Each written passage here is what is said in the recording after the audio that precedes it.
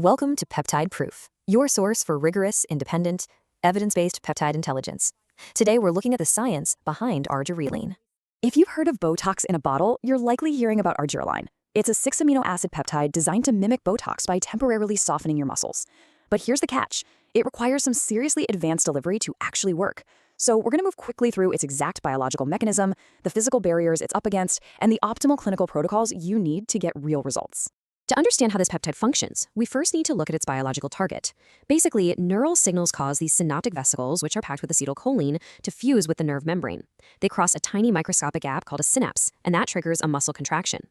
Fast forward a few decades, and those repeated, everyday contractions are exactly what etch dynamic wrinkles right into your skin. Now let's contrast the two ways we can disrupt this process. Injected Botox takes a pretty aggressive route. It permanently cleaves a protein called SNAP25, which results in months of targeted muscle paralysis. Topical Argireline, on the other hand, takes a gentler approach. It reversibly competes for that exact same binding site. This gives you a temporary, dose-dependent softening effect rather than a completely frozen face. Looking at the mechanics, Argireline essentially acts as a molecular decoy. It mimics the N-terminal domain of native SNAP25 to intentionally stall the SNARE complex bundle. And a crucial detail here, its acetyl and amide caps are specifically engineered to delay its destruction by your skin's natural enzymes. It buys the peptide just enough time to do its job. But as we mentioned, there's a massive physical hurdle to overcome. At roughly 890 Daltons, Argireline blatantly violates the classic 500 Dalton rule for skin penetration.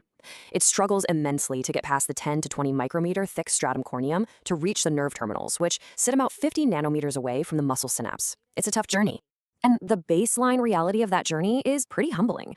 If we look at data from a 2015 FDA study, applying a standard 10% emulsion means a mere 0.22% actually reaches the stratum corneum. Worse still, only a microscopic 0.01% penetrates down into the viable epidermis, so simply slathering it on isn't very efficient. Beyond the headlines. Into the research. Peptide-proof. However, introducing physical disruption changes the equation entirely. Recent data from 2026 proves that using a 0.5 millimeter microneedling device boosts the penetration of this peptide by a massive 1,272%. And the best part? It achieves this dramatic increase without causing any structural damage to the skin.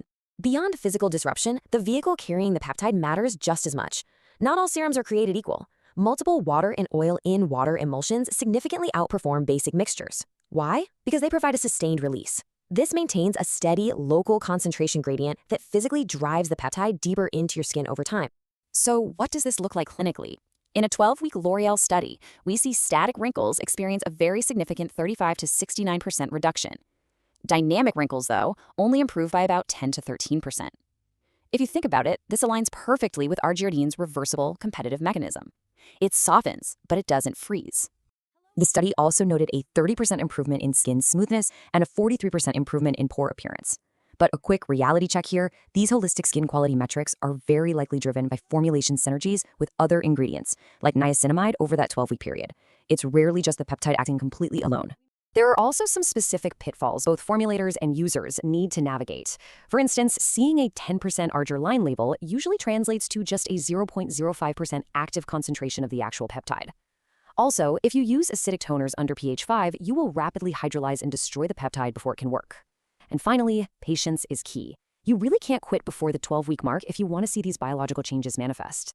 Argireline isn't alone either. Looking at the broader neurotransmitter peptide family, we have SNAP8, which is simply an 8-amino-acid extension of Argireline. Then there's SYN8, a viper venom mimic. SYN8 actually synergizes incredibly well with Argireline because it targets the muscle receptors directly rather than the SNARE complex. That means they work together without competing for the same pathway. This brings us to the optimal stacking architecture. To get the best results, you can combine Argireline for muscle relaxation, Matrixel for collagen signaling, and GHKCU for tissue remodeling. This stack brilliantly addresses 3 completely distinct aging mechanisms at the exact same time, all without any receptor competition.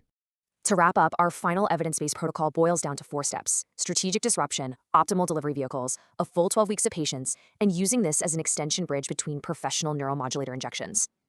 As topical delivery systems become increasingly sophisticated, it raises a fascinating question. Will this next generation of peptides eventually replace the needle or simply perfect it? We'll continue to keep you updated with rigorous, independent peptide intelligence as the science evolves. That's all for this episode. Like and comment to receive materials from us. Thanks for watching, and we'll see you next time.